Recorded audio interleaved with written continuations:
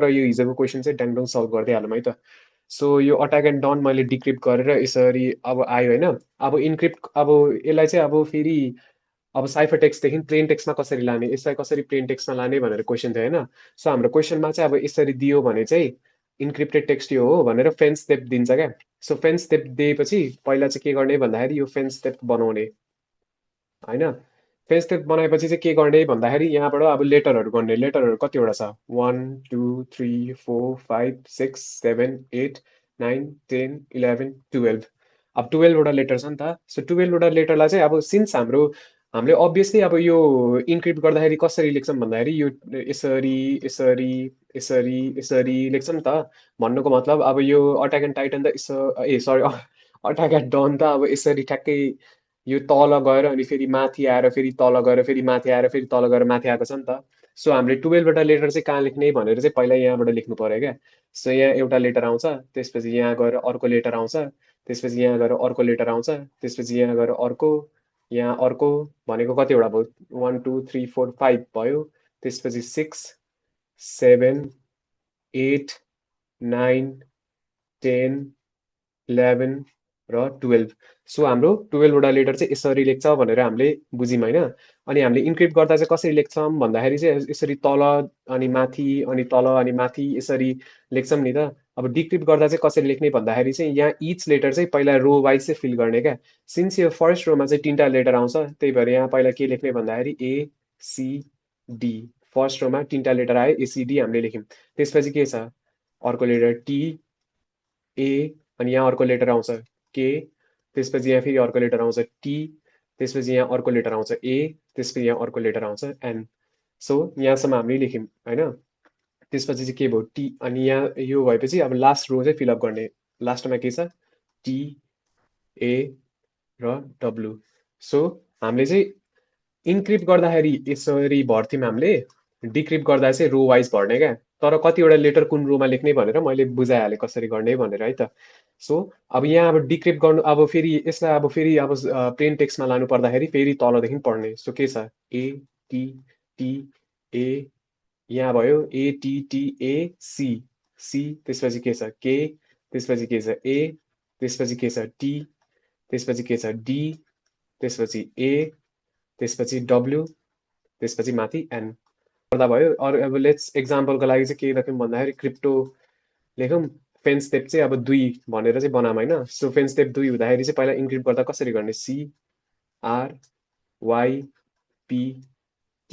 अनि O, यो भयो नि त। अब यसलाई इन्क्रिप्ट गरेको टेक्स्ट के भयो, रो वाइज हेर्ने, CYTRPO, यो भनेको हाम्रो के अरे यो भनेको हाम्रो साइफर टेक्स्ट भयो होइन।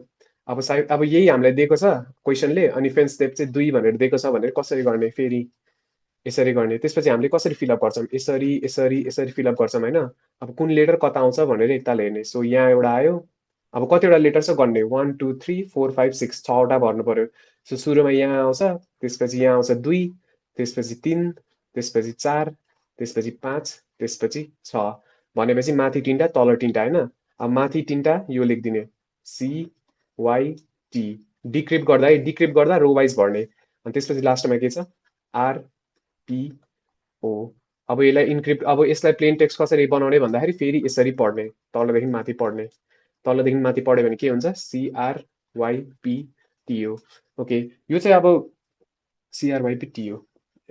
ओके, सो यो चाहिँ अब एक्जाममा चाहिँ अब यो रेल फेन्सको चाहिँ के इन्क्रिप्सन मात्रै सोध्छ, डिक्रिप्सन सोध्दैन। तर इनकेस सोधिहाल्यो भने चाहिँ यसरी गर्ने। अब हिजो जसले क्वेसन सोधेको त्यो चाहिँ एकदम राम्रो सोध्यो है त। अनि अर्को क्वेसन चाहिँ के सोधेको थियो भन्दाखेरि चाहिँ हाम्रो यो मैले मल्टिप्लिकेटिभ इन्भर्स निकालेर यो 19 निकालेको थिएँ नि त। यसलाई चाहिँ अब GCD एक्सटेन्डेड युक्लिडियन युज गरेर चाहिँ कसरी निकाल्ने भन्ने क्वेसन थियो क्या। सो त्यो चाहिँ कसरी निकाल्ने भन्दाखेरि चाहिँ अब बुझ्नु पर्यो हामीले के गरेर निकालेको थियौँ भन्दाखेरि यो एक्स इन्भर्स, अनि त्यसपछि 1 mod 26 भनेर निकालेको थियौँ नि त। अब यसलाई चाहिँ अब एक्सटेन्डेड युक्लिडियन कसरी युज गर्ने। सो एक्सटेन्डेड युक्लिडियनको लागि चाहिँ एउटा टेबल बनाउनु पर्छ। यो अब अगाडि फर्दर च्याप्टरमा चाहिँ पढाउन आँटेको थियो, तर यो क्वेसन चाहिँ एकदम राम्रो थियो है जे होस्। अब यसरी चाहिँ एउटा टेबल बनाउनु पर्छ। अनि के भर्नुपर्छ भन्दाखेरि चाहिँ यहाँ पहिला Q, R1 R2 R, S1 S2 S होइन, त्यसपछि T1 T2 अनि लास्टमा यहाँ T। सो यसरी चाहिँ एक्सटेन्डेड युक्लिडियनको चाहिँ टेबल चाहिँ यसरी भर्ने होइन। अब यो लेखिसकेपछि चाहिँ अब कुनमा के लेख्ने भन्ने कुरा आउँछ। यो कसरी भर्ने भनेर याद चाहिँ कसरी गर्ने भने QRST भनेर भर्ने भनेर बुझ्दा हुन्छ। अनि RS र T को लागि चाहिँ 1 2 अनि R अथवा S अथवा T यसरी याद गर्दा हुन्छ त QRST भनेर भरेको छौँ नि त। सो हाम्रो कसरी निकाल्ने भन्दाखेरि हामीले अब कसरी निकाल्ने यो भन्ने अब कसरी भर्ने भनेर क्वेसन आउँछ होइन। अब त्यो चाहिँ कसरी भर्ने भन्दाखेरि चाहिँ हामीले केले डिभाइड गर्न आँटेको, कुन चाहिँ कोएफिसिएन्टले चाहिँ हामीले डिभाइड गर्न आँटेको त्यसलाई चाहिँ R2 मा लेख्ने क्या। सो हामीले के गर्न खोजेको भन्दाखेरि 26 लाई चाहिँ अब 11ले 26 भनेर यता लेखिदिने, त्यसपछि 11 भनेर यता लेखिदिने होइन। त्यो यो दुइटा त हामीले भर्यौँ।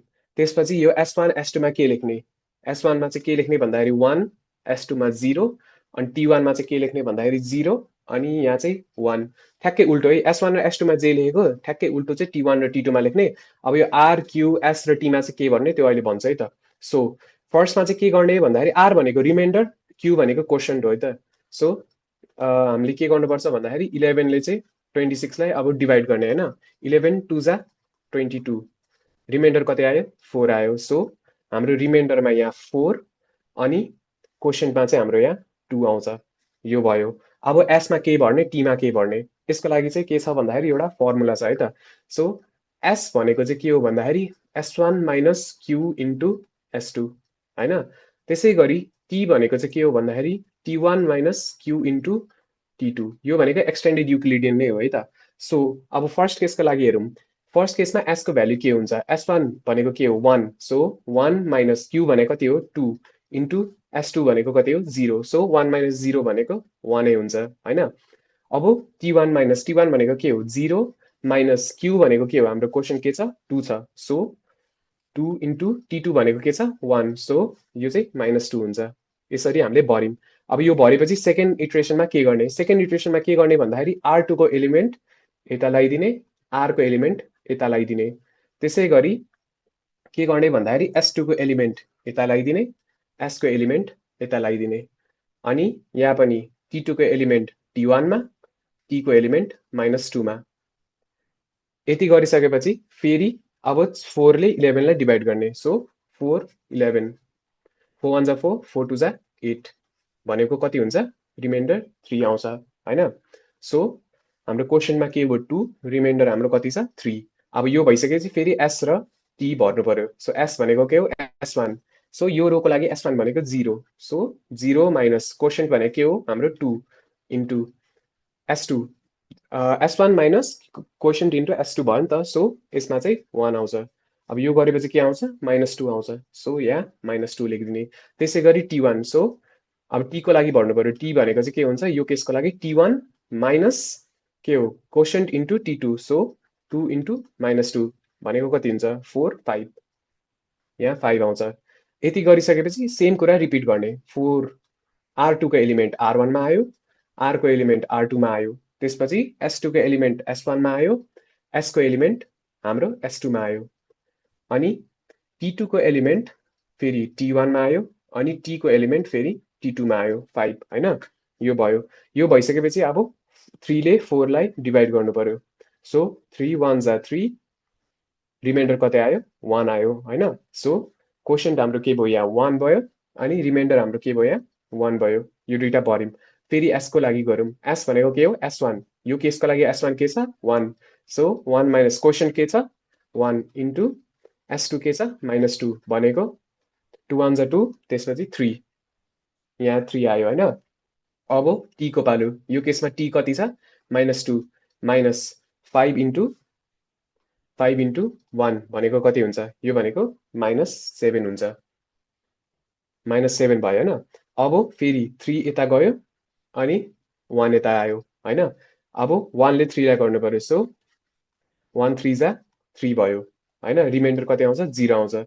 सो रिमाइन्डर यहाँ 0 आयो, क्वोटिएन्ट यहाँ 3 आयो।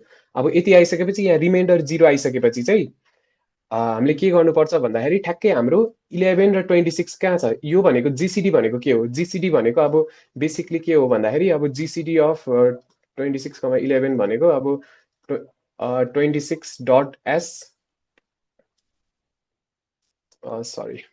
सो यति यति गरिसकेपछि एउटा के याद गर्नुपर्छ भन्दाखेरि हाम्रो ओके यस्तो बुझ्नुपर्छ क्या यो भनेको चाहिँ के हो भन्दाखेरि 26 को एलिमेन्ट चाहिँ हाम्रो एस भयो 26 चाहिँ एस को कोफिसियन्ट हो भनेर बुझ्ने अनि 11 चाहिँ हाम्रो टी को कोफिसियन्ट हो भनेर बुझ्ने क्या सो यहाँ टी को कोफिसियन्ट हो त्यही भएर हामीले अब मल्टिप्लिकेटिभ इन्भर्स चाहिँ कसरी निकाल्ने भन्दाखेरि ठ्याक्कै हाम्रो यो -7 भनेको चाहिँ हाम्रो मल्टिप्लिकेटिभ इन्भर्स हुन्छ क्या किनभने हाम्रो 11 भनेको चाहिँ टी को यो भयो नि त टी को कोफिसियन्ट भयो नि त त्यही भएर हाम्रो -7 चाहिँ हाम्रो मल्टिप्लिकेटिभ इन्भर्स हुन्छ यहाँ चाहिँ यो ठ्याक्कै यो एउटा स्टेप चाहिँ अननेसेसरी हो यो ननिकाल्दा नै हुन्छ ठ्याक्कै यहाँ रिमाइन्डरमा 1 आइसकेपछि जिसिडी 1 भयो भनेर बुझ्दा भयो अनि यहाँ टी भनेको -7 भनेर बुझ्ने सो हाम्रो मल्टिप्लिकेटिभ इन्भर्स भनेको -7 आयो तर माथि यसो हेर्नु पर्दाखेरि चाहिँ हामीले के निकालेको थियौँ भन्दाखेरि यहाँ 19 भनेर निकालेको थियौँ त अब 19 कसरी आयो त होइन -7 कसरी आयो भन्ने क्वेसन हुन्छ सो सिन्स हामीले के गर्दैछौँ भन्दाखेरि मड गर्दैछौँ नि त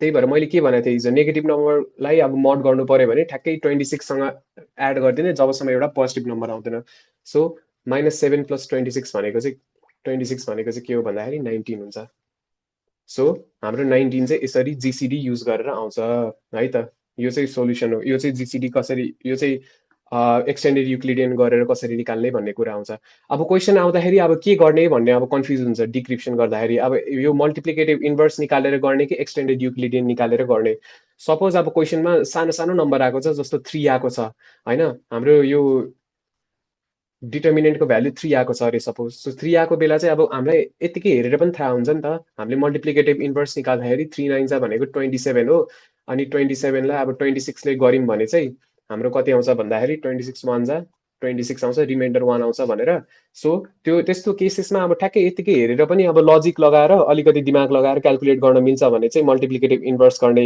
अनि यस्तो अब अलिक अचकल्टो नम्बर जस्तो 11 भयो 19 भयो होइन त्यस्तो आउँदाखेरि चाहिँ एक्सटेन्डेड युक्लिडियन गर्ने है त यो हिजो एकजना जसले क्वेसन सोधेको त्यो एकदम राम्रो सोधेको जस हामीले मेरो पालामा मैले पढ्दाखेरि चाहिँ हामीलाई कहिले यसरी सिकाएन बुकमा पनि थिएन तर यो चाहिँ यसरी निकाल्न चाहिँ मिल्छ